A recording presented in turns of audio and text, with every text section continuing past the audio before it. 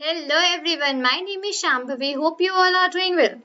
So now today what we are going to learn about that data science and basically that data analysis things which we are going to doing right now, that is classes and functions for making complex graphics. Now till this point whatever the graphs, whatever the plots in Seaborn library we have covered, right? That are the basics, okay? Now we have come to an end for the basics of the all the plots whatever we were having in the Seaborn library. Now it's the correct time to move on to a little bit of complex, right? Now the things which we have made previously, right? Let's say that was pair plot, let's say that was grid plot, that was KDE plots and all that plots which we have made previously. Now it's the time to little bit upgrade that plots, right? Now there are several more features which you can just basically add into that plots and just make it a little bit complex and all that things, right? So from now onwards in this data analysis series we are just going to see that thing, okay? Now so for that basically what I would just like to do here is that I would just firstly like to put a heading that what is the thing that we're gonna cover today. Fine, so I will just put a hash here and the name for my topic is basically classes and functions for making, that is for making complex graphics. Okay, so the topic for today, okay, I just need to write the correct spelling, JR, okay, I just need to remove when in and your APHICS. Fine, this is the basically things which you are going to learn, and that is classes and functions for making complex graphics. Okay, now let's get started with the things. So previously what we have seen, previously we have dealt with only and only data for the tips, right? That was a Seaborn data, and we had just seen the plots and all that things in that particular tips data. Now we are not going to do the same thing. Okay, now we'll just change our data. Now our data would be the penguins. Now, this penguins is also a data which is available in the Seaborn library itself. Okay, we just need not to download that or store that in our devices. We only need to just quickly write the name that okay, this is the data, and it will automatically be imported. And we all just already know that what's the procedure for importing the Seaborn data, right? Now let's quickly do the same thing. So firstly, what I am gonna do here is that I would import my library that I am gonna use today, okay? And yeah, you all know that the one is a Seaborn library. So I would just write your import, okay? I would just need to write the correct spelling. So it's import Seaborn as SNS. I just need to, okay, that is, and here I will remove one A, fine. So here I have just written import Seaborn as SNS, okay? So here I have just imported my Seaborn library and even given it a short form name, and that is SNS. Now I would just run it for a while and just I would check that is there any issues or not. So it just cleared. And now I just redirected to the new line. From here, firstly, the first thing basically that comes when you are just going to do any data analysis or when you're just going to make any graphs. So the first step is always that loading your data. Loading your basically the library which you are going to use. So that step we have done. Now, second that comes here is that you need to just import the data whatever you are going to use today. So in our case, that one is the penguins data, right? So I would just give it a name, and let's the name which I have given here, and that is df. Okay, df is the short form and name, the variable in which I'm going to store my penguins data. Fine. So df is equal to, now here I would just write SNS. Now that is basically the short form for my Seaborn library, right? I have just written that thing, import Seaborn as SNS. So SNS is the short form for this library. So I just wrote df is equal to SNS dot. Now here I'm going to use load underscore and data set. Fine, so data set that is automatically came here. So SNS dot load data set. So we have already seen previously, and now also I'm just repeating the same thing, that basically whenever we just want to load our data that is already present in the Seaborn library. So what we just write a short form of the library, and that is SNS here. We put a dot and we use the function that is load underscore data set. I would put the brackets here. Okay, inside the brackets I'm just going to write here as penguin. So this is the name of my data which I'm going to load here. I would just run it for a while here. That is basically okay. Now I would just write df. So basically what df does, it will show me the top 5 rows. I just need to check that what is the name for the columns that we are having. Okay, so I would just write df dot, and here I would just write head, and I would just run it here. Okay, so it just showed me my top 5 rows, and okay, so my rows are basically, so the columns which I am having, that is species, island, and basically bill length bill depth flipper length, body mass, okay, and gender. Fine, so these are the columns which I am having in my data set. Now I am going to make some plots here. Okay, now let's see that basically what are the things. So here I would just take a variable, and let's say that variable I have taken here as a. Okay, now in that I'm going to write sns dot pair grids. Firstly, the plot which I am going to make here is the pair grid. Okay, so a is equal to sns dot pair grid, and in the bracket, okay, I just need to come back to the position, and in the bracket firstly I would write the name, that is penguins. Okay, so penguins, right. I would just put a comma here, and here I would just write hue. Now we all know that basically what is hue, right? We have already seen that thing in the previous video, so I'm just not going to repeat that right now.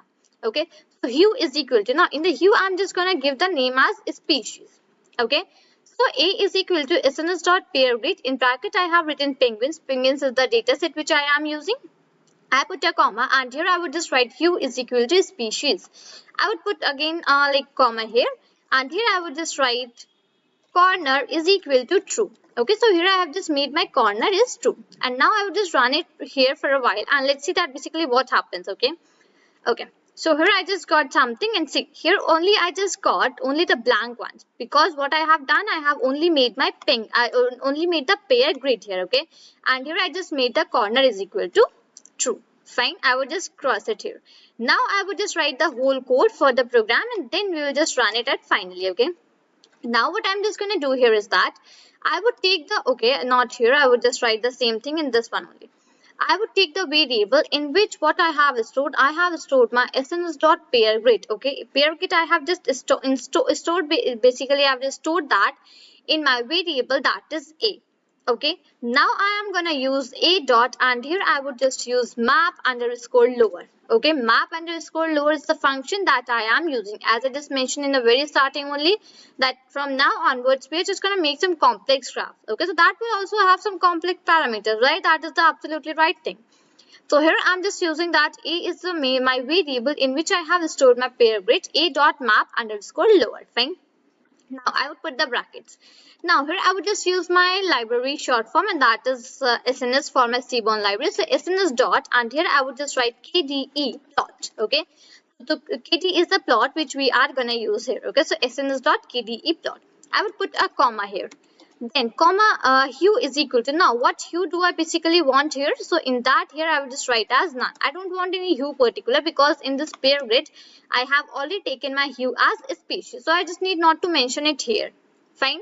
So I would just put again a comma, and here I would just write levels. Now what levels do you want? So just let me write here. Okay, now levels is equal to 5. Now basically level is equal to 5, and at last what I am just left with, I'll left with the color, that basically what color you are want. So as I mentioned that, again I'm just telling that we are going to make some complex graphs. So in that now we are just going to give some color values. Now I'm just not going to write the name, that for which column I do want the color and all that things, right? So here I'm just going to add some value here. Fine. So a dot map underscore lower in bracket sns dot kde plot, comma hue is equal to none, comma levels is equal to 5, comma color is equal to 0.2. That is okay. Now let's quickly move towards the next one. So for the next one also I'm just gonna like use the same thing. So here I would just write a dot map underscore lower. Okay, a dot map underscore lower. Now inside the bracket I'm gonna use one new plot, and that one is the scatter. First, in the first line, I have used my pair grid to make the grids, whatever we have just seen previously. Okay. In the second line, I used my KDE plot. Now, okay. So KDE plot, I just wanted to make that, so I just use this KDE plot. In the third line, I'm going to use my scatter plot. Scatter plot. Okay. That is also done. I would put a comma, and here I would just set a marker that in what shape I just want the points that appear. Let's say in my case, I would just put as plus. Okay. So if I'm just not going to put any marker, any like particular shape, so in that case it is basically going to come in the circles, right? But I just mentioned plus sign here. So all the dots which we will see, that will be appearing in the plus sign, right? I would just put a down line. Now here I would just use a dot, again I would just use the same parameter which we have used, a dot map underscore lower. Now inside this lower function, what I am going to use here is that I would be using my sns.hist plot. Now this is the another plot which I would be using here. Fine. Okay, I would put a comma, and just let me quickly show you that. Okay, I just put the comma here. Now here I would just write element, and element is equal to, now what element I'm just going to give here is that element I'm going to give here as step. fine. I would again put a comma. Now what line width do I want? Okay, so in that case I'm just gonna use as line width, width. So line width I want 0. I don't want in line width. Okay, so in that case I just wrote here as 0. Now what next? Okay, I just need to comma. And what next I am just left with? I am left with KDE. Okay, so in that case I'm just going to write that KDE is equal to true. Okay, I'm just setting it as true. Now I would just do enter here. Now what I am left with? Now I would just make a frame. Okay, so in that case I would be using a dot add underscore legend. Add underscore legend is the function which I would be using now. So in the bracket I would be writing frame frame on is equal to true. Okay, just let me quickly show you that thing also. So frame on, okay, I've just written that thing, and here I would just put it as true. So true. Right, now what next I am left with? Here I would be using a dot legend. Okay, a dot legend is my another function which I am using. So a dot legend. Now here I would just put again a dot, and here I would use the function, and that is okay, that is set underscore b box underscore to anchor.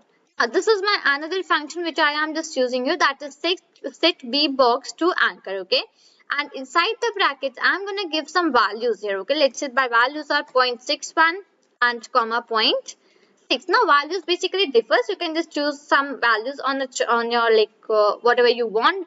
Then you can just try some hands-on in this, and then again you can change. So this is the procedure how we learn. Correct? Right. So here I just wrote the whole code. In the first line I have just used my pair grid. In the second line I have used my KDE plot. In the third line I used my scatter plot. In the fourth line I used my hist plot. In the fifth line I used dot add legend function, and at last I used set bbox to anchor. And now I would just run this program for a while, and let's quickly see that basically what output we are gonna get here. Right now we'll be getting some different outputs in different lines, because here we have used many functions, right? So in that case, right, just let me go above. Okay, so basically my first one is empty. Why it is empty? I just need to check that thing, why it is empty basically. So hue is equal to species. So instead of this penguins, if I would just write here df, and now if I just run it for a while, let's quickly see that once more.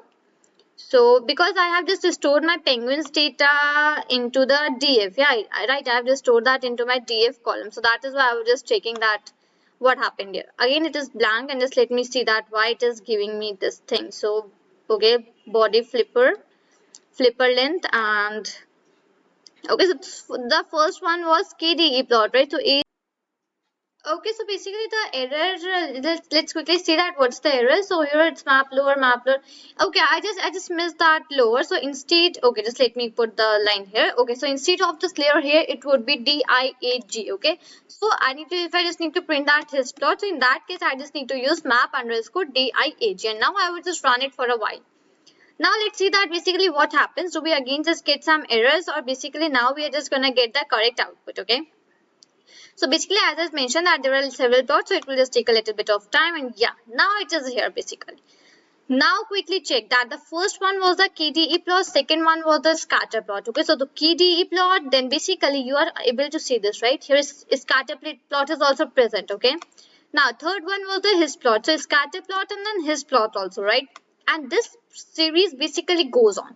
Now here I am getting the basically these plots over all the columns whichever I am having, basically the numerical columns. Okay, bill length bill depth flipper length, and body mass g. Let's quickly go above and see these four are the numerical columns which I am having in my data set, right? That was bill underscore length underscore bill underscore depth underscore flipper underscore length underscore and body underscore mass underscore g, right? These are the columns which I am having, the numerical columns in my data set. So numerical columns, I will just again tell you the definition, that numerical columns are the columns which are basically having some numerical values associated with them. Okay, and you can just check out here also, you are just getting the same things, right?